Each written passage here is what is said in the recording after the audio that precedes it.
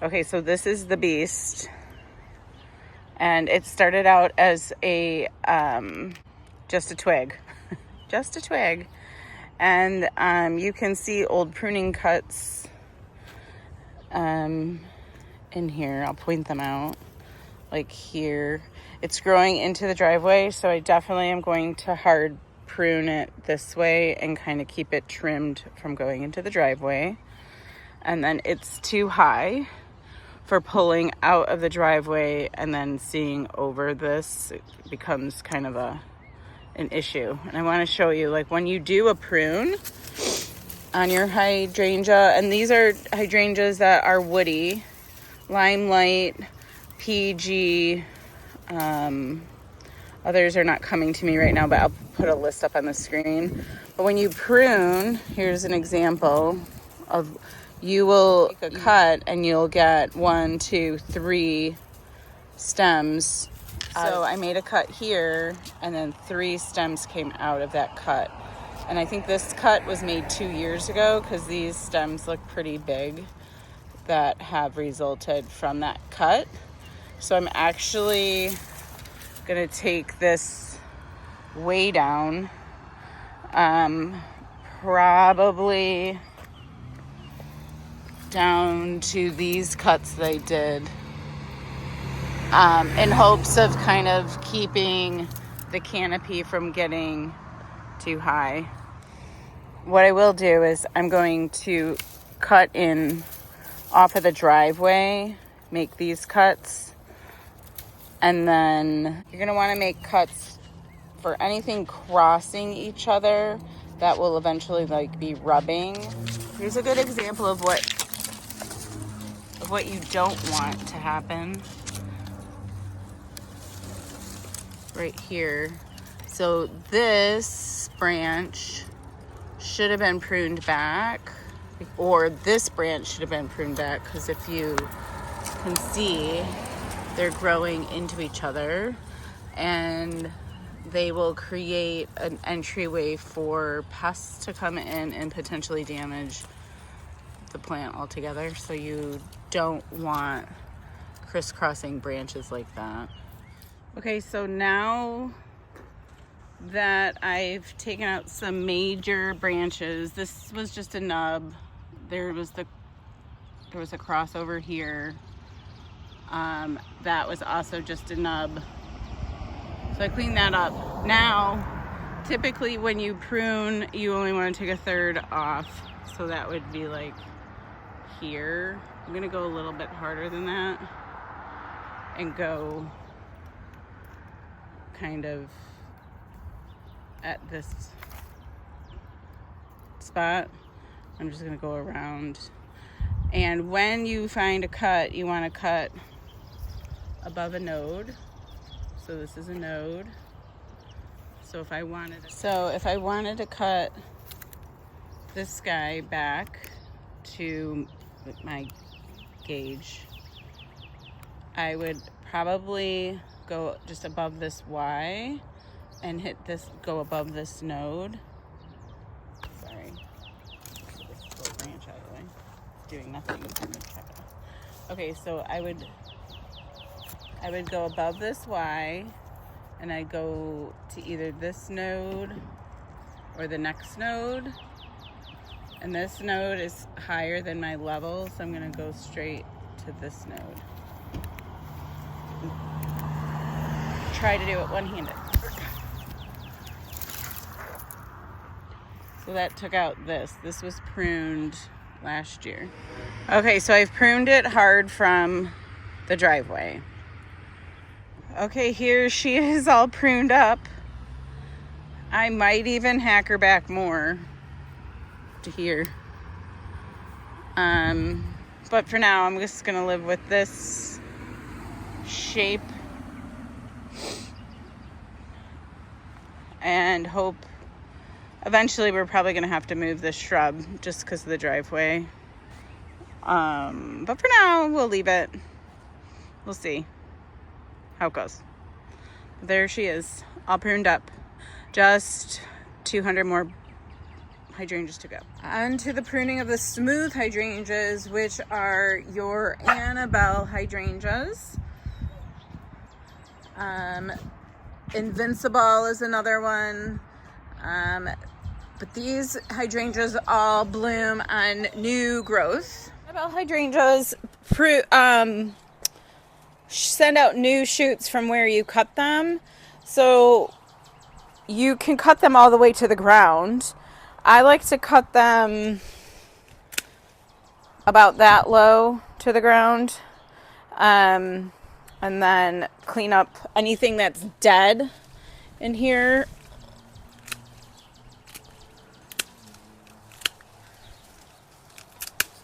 There's not really, you can prune next to a node. It's not as important with these as just getting rid of all the old stuff.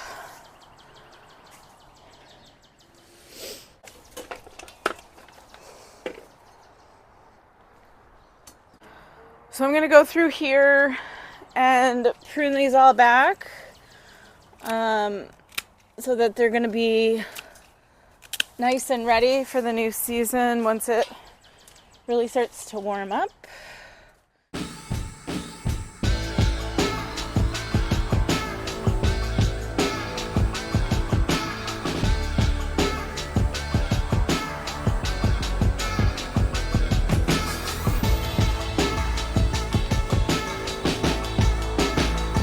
So here it is, all cleaned up. It's about, a foot or so off the ground. This hydrangea on the end is a mop head hydrangea, or a Hydrangea macrophylla, and I don't know the name of it. I bought it a long time ago, that's why it's kind of gangly looking, but it has a variegated leaf on it. Kind of maybe see it coming through. It has a variegated leaf, and then it gets a really nice light purple lace flower when I can get it to flower. Probably should be moved from this location, and really the best time to move a mop head hydrangea would be in the fall.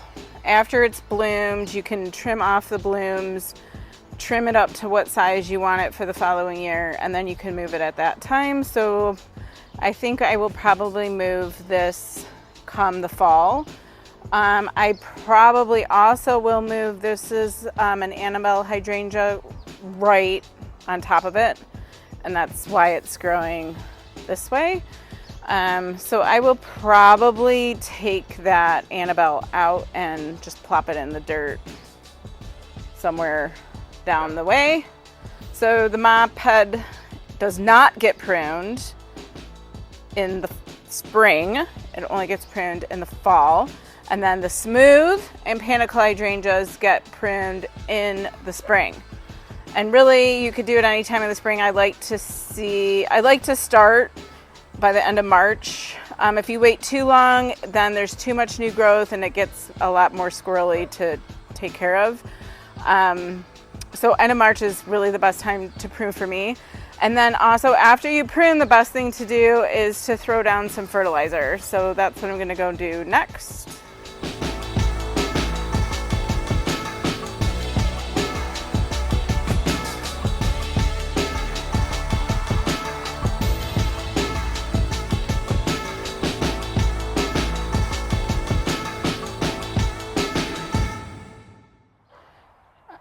Here's another example of a mop head hydrangea. They come in various sizes. This is another one of those variegated lemon lime hydrangeas that is growing less wonky than the one I just previously showed. But these are the ones that you do not want to prune at all. You can prune in the fall, but all the buds for this year's growth are going to be coming off of this wood that's already here. So if you cut it, you will be cutting off the bloom. So don't do that. Here's some lime lights that I still need to trim back. These guys are really old. They used to be in front of the house and overgrew the area, so we moved them back here. They're kind of being shaded out. I'm gonna do a light prune on them. They did not flower that great this year, so I'm just gonna fertilize them and help them get back to the glorious state that we like to see our lime lights in. And the last pruning that needs to take place today for hydrangeas is this standard hydrangea, which is like a tree form. Limelight was grafted onto a rootstock, so it grows like a tree.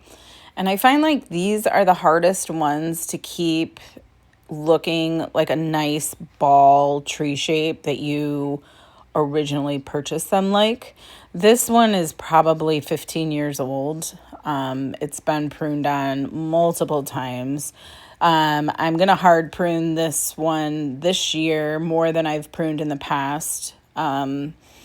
Just because when it grew out last year, it was really gangly looking, it looked goofy because the blooms shot straight up in the air and then got wet and droopy, and then one bloom would stick out like it looked like alfalfa.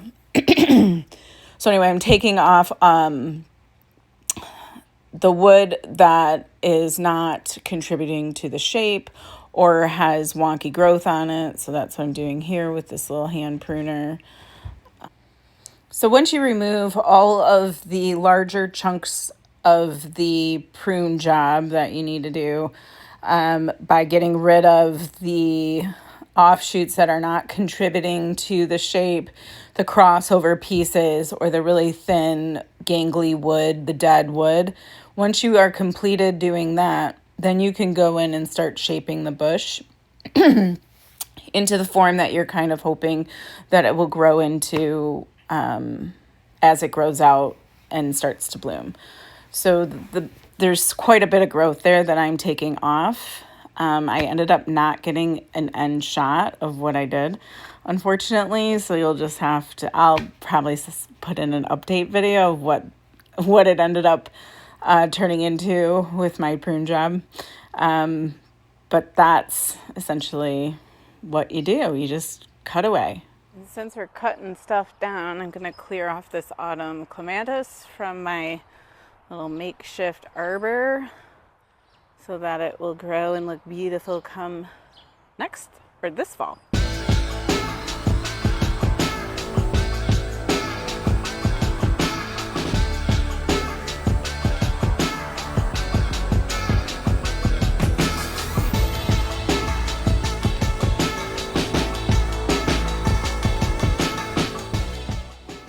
Thanks for watching. I hope you enjoyed this pruning video and learned maybe something new that you didn't know. Like and subscribe, and see you in the next video. Have a great day.